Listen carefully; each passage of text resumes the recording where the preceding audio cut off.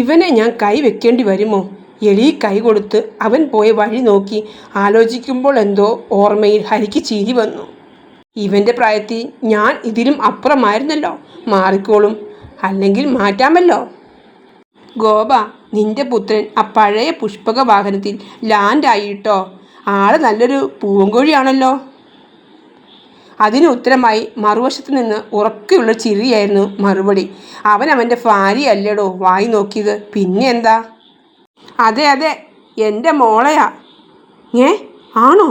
കരണം നോക്കി ഒരെണ്ണം കൊടുത്തുകൂടായിരുന്നോ ആ തന്തയ്ക്ക് പിറക്കാത്തവനെ? എടാ, അവന് നല്ല തല്ലിൻ്റെ കുറവുണ്ട്. തല്ലേണ്ട പ്രായത്തിൽ തല്ലിയില്ല, അതിൻ്റെ ഒരു കുറവ്. എന്തിന്? നമ്മളും ഈ പ്രായത്തിൽ മോശമായിരുന്നില്ലല്ലോ ഗോപ. അവൻ ശരിയായിക്കോളും. പറയുമ്പോൾ നോട്ടം പോയത് അകത്ത് കയറി 4 പാടും നോക്കുന്നവനിലായിരുന്നു. എന്ത് ചെയ്യണമെന്നറിയാതെ ഉഴറി നിൽക്കുകയാണവൻ. എന്നാ ശരിയടാ, നിന്റെ മോൻ നിലാവത്ത് അഴിച്ചുവിട്ട കോഴിയെപ്പോലെ നടക്കുന്നു. ഒരു കമ്പനി കൊടുക്കട്ടെ. ഫോൺ കട്ട് ചെയ്ത് അകത്തേക്ക് നടന്നു. തിരിഞ്ഞു നിന്ന് ഓരോന്ന് നോക്കുന്നവൻ്റെ തോളിലൂടെ കയറ്റതും പെട്ടെന്നവൻ ഞെട്ടി. ഇതെല്ലാം കൃഷ്ണമോള് സ്കൂൾ തലം മുതൽ മേടിച്ച ട്രോഫിയും മെഡലും ഒക്കെയാണ്. അവൾ പഠിക്കാൻ നല്ല മിടുക്കിയായിരുന്നു. പഠിത്തത്തിൽ മാത്രമല്ല, സ്പോർട്സ് തലത്തിലും. കരാട്ടെ ബ്ലാക്ക് ബെൽറ്റാണ് അവൾ. തൻ്റെ മരുമകളെക്കുറിച്ച് പറയുമ്പോൾ ആ കണ്ണുകളിൽ അഭിമാനം നിറഞ്ഞു നിന്നു. എന്നാൽ അവസാനം പറഞ്ഞ വാക്കുകൾ ഒരുവനിൽ ഞെട്ടലും. കരാട്ടയോ? ചോദിക്കുമ്പോൾ തൊണ്ടയിലെന്തോ തടഞ്ഞതുപോലെ തോന്നി ആര്യന്. എന്നിട്ടെന്താ പ്രയോജനമുണ്ടായത്? ജോലിയും കൂലിയും ഇല്ലാത്തൊരുവൻ്റെ തലയിൽ കെട്ടി വെക്കേണ്ടി വന്നില്ലേ പുന്നാര മരുമകളെ? അമ്പിളി ജ്യൂസ് ഗ്ലാസ് അവന് നേരെ നീട്ടിക്കൊണ്ട് പറഞ്ഞതേ. അവരെ 2 പേരെയും പറയാൻ നാക്കൊന്ന് ചൊറിഞ്ഞു കയറി വന്നുവെങ്കിലും സഹിച്ചു നിന്നു ആര്യൻ. ഇവർ വന്നപ്പോൾ മുതൽ എനിക്കിട്ട് പണിയുവാണല്ലോ. ആര്യൻ ജോലിയൊന്നുമില്ലാതെ ഇരിക്കുവല്ല അമ്മായി. ആര്യൻ കട്ടക്കളത്തിൽ പോകുന്നുണ്ട്. പിന്നെ അവിടുത്തെ അച്ഛനെ കൃഷി സഹായിക്കുന്നുണ്ട്. വാതിൽക്കൽ നിന്ന് കൃഷ്ണയുടെ സ്വരം കേട്ടതും മിഴികൾ അങ്ങോട്ട് പോയിരുന്നു. ഇട്ടിരുന്ന ചുരിദാർ മാറ്റി ഇപ്പോൾ ഒരു ഇറക്കമുള്ള പാവാടയും കറുത്ത ബനിയനുമാണ് അവൾ ഇട്ടിരിക്കുന്നത്. ആ ഡ്രസ്സിൽ അവൾക്ക് പ്രത്യേക ഭംഗി തോന്നി. അവന് വാ പൊളിഞ്ഞു പോയത് അവൻ പോലും അറിഞ്ഞില്ല. ഓഹോ, അപ്പോൾ കെട്ടിയോൻ്റെ സൈഡ് പറഞ്ഞു തുടങ്ങിയല്ലോ. ഞാൻ കാര്യം പറഞ്ഞുവെന്നേ ഉള്ളൂ അമ്മായി. നിന്നെപ്പോലെ ഒരു ബാങ്ക് ജോലിക്കാരിക്ക് പറ്റിയൊരു ബന്ധമല്ലേ എന്നേ ഞാനും പറഞ്ഞുള്ളൂ. അവളെ പുച്ഛിച്ചുകൊണ്ട് അവനും പറഞ്ഞു. അതെന്താ, ബാങ്ക് ജോലിക്കാരിക്ക് സാധാരണക്കാരൻ പാടില്ല എന്നുണ്ടോ? അങ്ങനെയെങ്കിൽ അമ്മാവന് അമ്മായിയും ചേരില്ല. നെഞ്ചിൽ കൈകെട്ടി കൂസലില്ലാതെ പറഞ്ഞു തർക്കിക്കുന്നവളെ അതിശയത്തോടെ നോക്കി നിന്നുപോയി ആര്യൻ. ഇവൾ ഇങ്ങനെയൊക്കെ പറയുമോ? ഈശ്വര, സൂപ്പർ ഫാസ്റ്റിനാണോ ഞാൻ തല കൊണ്ടു വെച്ചത്? വീട്ടിലുള്ളപ്പോൾ നാക്കൊക്കെ പൂട്ടി വെച്ചേക്കുമായിരുന്നോ?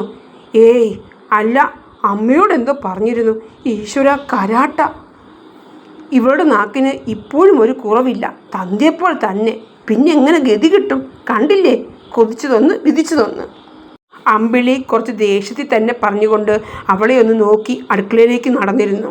വാതിൽക്കൽ കട്ടിളയിൽ പിടിച്ചു നിൽക്കുന്ന കൃഷ്ണയുടെ അമ്മ ഹരിതയെ കടുപ്പിച്ചൊന്ന് നോക്കാനും മറന്നില്ല അവർ.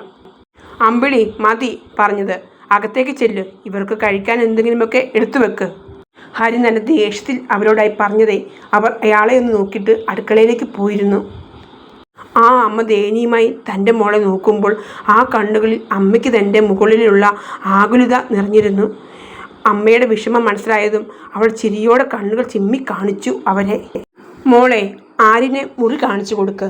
വന്നിട്ട് ഇങ്ങനെ നിർത്താതെ മുണ്ടെടുത്ത് കൊടുക്ക്. അമ്മ അവളുടെ കയ്യിൽ പിടിച്ച് പറയുമ്പോൾ നോട്ടം താല്പര്യമില്ലാതെ നിൽക്കുന്ന ആര്യനിലായിരുന്നു. ഇഷ്ടമില്ലാതെയാണ് ഈ കല്യാണം നടന്നത്. അതിൻ്റെ ഇഷ്ടക്കുറവാണോ മോൻ്റെ മുഖത്ത്? തൻ്റെ മകളെ ഇവൻ സ്നേഹിക്കുമോ? അവൾക്ക് തിരിച്ചും അതിന് കഴിയുമോ? പല ചോദ്യങ്ങളും ആ അമ്മയെ പൊതിഞ്ഞുകൊണ്ടിരുന്നു. വാ ആര്യൻ, അവൾ വിളിച്ചുകൊണ്ട് പറയുമ്പോൾ അവൾക്ക് മുമ്പേ നടന്നതും പുറകെ ചെല്ലുമ്പോൾ ആ അമ്മ നൽകിയ ചിരിക്കൊരു മനോഹരമായ ചിരി മനഃപൂർവ്വം നൽകി. അമ്മയുടെ അറ്റാക്കിൻ്റെയൊക്കെ കുറവുണ്ടോ? അവൻ്റെ പെട്ടെന്നുള്ള ചോദ്യത്തിൽ കൃഷ്ണ പിന്തിരിഞ്ഞു അവനെ കടുപ്പിച്ച് നോക്കി. എന്നാൽ മിണ്ടാതെ മാറി നിന്നവൻ പെട്ടെന്ന് സംസാരിച്ചതും അവരുടെ കണ്ണുകൾ ഈറനായി. അവൻ ഇനി എന്തെങ്കിലും പറയുന്നതിന് മുമ്പേ അവനെ കയ്യിൽ പിടിച്ച് തടയാൻ കൃഷ്ണ നോക്കിയതും ഹരിത അവൻ്റെ കയ്യിൽ പിടുത്തമിട്ടു. ഒത്തിരി കുറവുണ്ട് മോനെ. എൻ്റെ കുഞ്ഞിൻ്റെ കല്യാണം കഴിഞ്ഞല്ലോ. അതിൽ പരമൊരു സന്തോഷം എന്താ ഉള്ളത്? അപ്പോൾ അസുഖവും കുറഞ്ഞു. പിന്നെ മരുന്നുണ്ട്. അന്ന് അവിടെ വെച്ച് അങ്ങനെയൊക്കെ ഉണ്ടായപ്പോൾ എൻ്റെ കുഞ്ഞിനെ കൈവിട്ടില്ലല്ലോ. തകർന്നു പോയിരുന്നു ഞാൻ. ഇവരുടെ ജാതക പ്രകാരം ഇപ്പോൾ നടന്നില്ലെങ്കിൽ പിന്നെ 4 വർഷം കഴിയണം. അതുവരെ ഞാൻ ജീവനോടെ ഇരുന്നില്ലെങ്കിലോ? അമ്മ എന്തൊക്കെയായി പറയുന്നേ? കൃഷ്ണ അമ്മയ്ക്ക് നേരെ കപട ദേഷ്യത്തിൽ കണ്ണുരുട്ടി. ഞാൻ എൻ്റെ മോനോടല്ലേ പറഞ്ഞത്, അല്ലേ? അവരുടെ കൈ കവിളി തലോടിയതും വെറുതെ ഒന്ന് ചിരിച്ചു കാണിച്ചു ആര്യനും. മോൻ അച്ഛൻ്റെ കൂടെ കട്ടക്കുളത്തിൽ പോകുന്നുണ്ടല്ലേ? നല്ല കാര്യം. എന്ത് ജോലിയാണേലും ചെയ്യാൻ മനസ്സ് മതി. എൻ്റെ കുഞ്ഞിനെ സന്തോഷത്തോടെ നോക്കിയാൽ മതി. ഒരു ആശ്വാസം എന്ന പോലെ ആ അമ്മ പറയുമ്പോൾ അവൻ എന്തുകൊണ്ടോ കട്ടക്കളപ്പണി എന്ന് പറയുന്നത് നാണക്കേട് തോന്നി. പോരാത്തതിന് അവർ നിർത്താതെ സംസാരിച്ചു കൊണ്ടിരുന്നതും അവന് ഇഷ്ടക്കേട് തോന്നിയെങ്കിലും പുറമേ കാണിച്ചില്ല. ചുമ്മാതെ അങ്ങ് ചിരിച്ചു നിന്നു. ആ സമയം അവൻ്റെ കയ്യെ പിടിച്ച് മുഖത്തോട് ചേർത്തു അവർ. അവരുടെ കണ്ണീർ നനവ് കൈപ്പത്തിയിൽ പടർന്നതും പിൻവലിക്കാൻ നോക്കി ആര്യൻ. അമ്മ കരയുവാ? ഞാൻ അറിയാതെ ചോദിച്ചതാ, സോറി. അവൻ അവരുടെ കണ്ണീർ വിരത്തുമ്പ തൂത്തു കൊടുക്കുമ്പോൾ ഒളികണ്ണാൽ അവളെ ഒന്ന് നോക്കാനും മറന്നില്ല. എന്നാൽ അവൻ ചെയ്യുന്നതെല്ലാം ആത്മാർത്ഥമാണെന്ന് വിചാരിച്ച് ചെറു പുഞ്ചിരിയോടെ നിന്നതേ ഉള്ളൂ കൃഷ്ണ. ഇവളുടെ അടുത്ത് ജെയ്സൺ പറഞ്ഞതുപോലെ ഇതേ അടവേ നടക്കൂ. പ്രേമം. പ്രേമിച്ച് പ്രേമിച്ച് നിന്നെ ഞാനൊരു. അവനൊന്ന് ഊറിച്ചിരിച്ചു. അവളുടെ കൂടെ ചെന്നു. അവളുടെ മുറിയിലേക്ക് കയറിയത് അതിശയമെന്നോണം നോക്കി.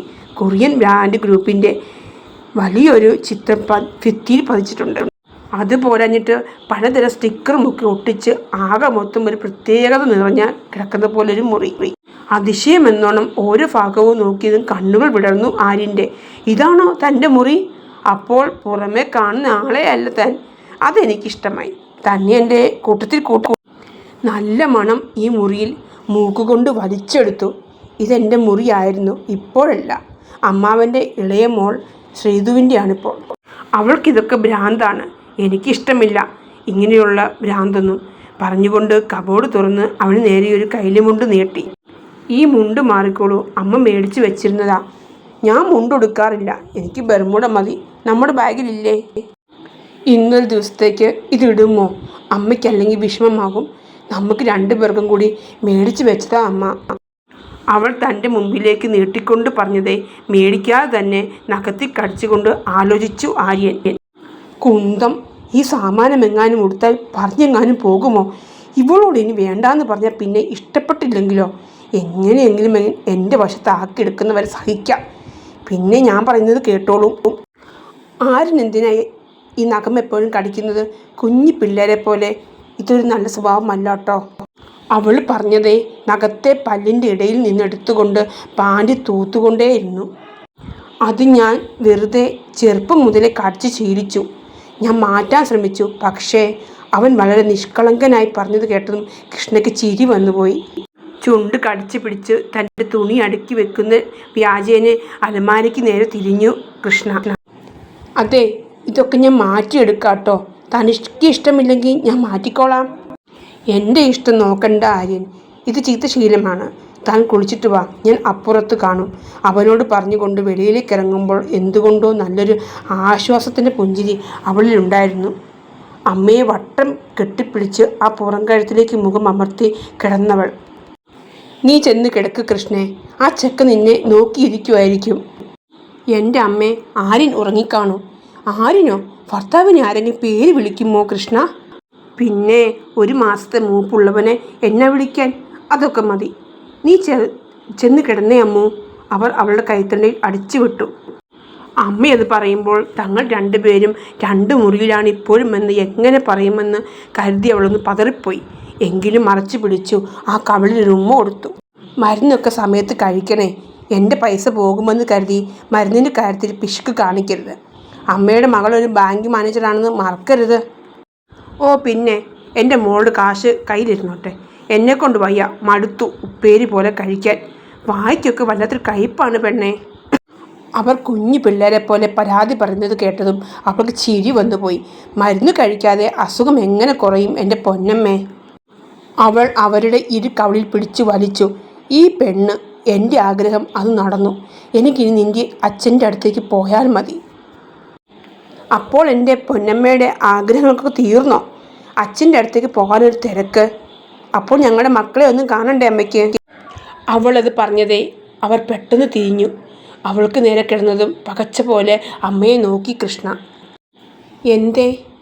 അപ്പോൾ മോള് ഈ ബന്ധത്തെ മനസ്സുകൊണ്ട് അംഗീകരിച്ചോ? അമ്മയ്ക്ക് സന്തോഷമായി. അമ്മ നിങ്ങളുടെ മക്കളെ കണ്ടിട്ടേ മരിക്കൂ. അവളുടെ മുഖത്ത് പെട്ടെന്നൊരു തിളക്കം വിടുന്നത് ഒറ്റ നോട്ടത്തിൽ തിരിച്ചറിഞ്ഞതും കൃഷ്ണയും വല്ലാതെയായി. അതമ്മ ഞാൻ പറഞ്ഞു വന്നപ്പോൾ ആ ഓളത്തിൽ പറഞ്ഞു പോയതാണ്. ഇനി എങ്ങനെ അമ്മയോട് പറയും തങ്ങൾ രണ്ടുപേരും ഇപ്പോൾ രണ്ട് കരയിലാണെന്ന്? ആര്യനിപ്പോഴും ജീവിതമെന്ന് പറയുന്നത് തമാശ പോലെയാണെന്നും സീരിയസ് ആയി എടുത്തിട്ടില്ല എന്നും തനിക്ക് ഇപ്പോഴും പൂർണ്ണ മനസ്സോടെ അവനെ അംഗീകരിക്കാൻ പറ്റിയിട്ടില്ല എന്നും എങ്ങനെ പറയുമെന്നും അവൾക്കറിയില്ലായിരുന്നു. തുടരും. എല്ലാവർക്കും കഥ ഇഷ്ടമായെങ്കിൽ ലൈക്ക് ചെയ്ത് സബ്സ്ക്രൈബ് ചെയ്യണേ. എനിക്ക് നല്ല തുമ്മലുണ്ട്, അതാണ് കേട്ടോ ചെറിയ പാർട്ടായി പോയത്.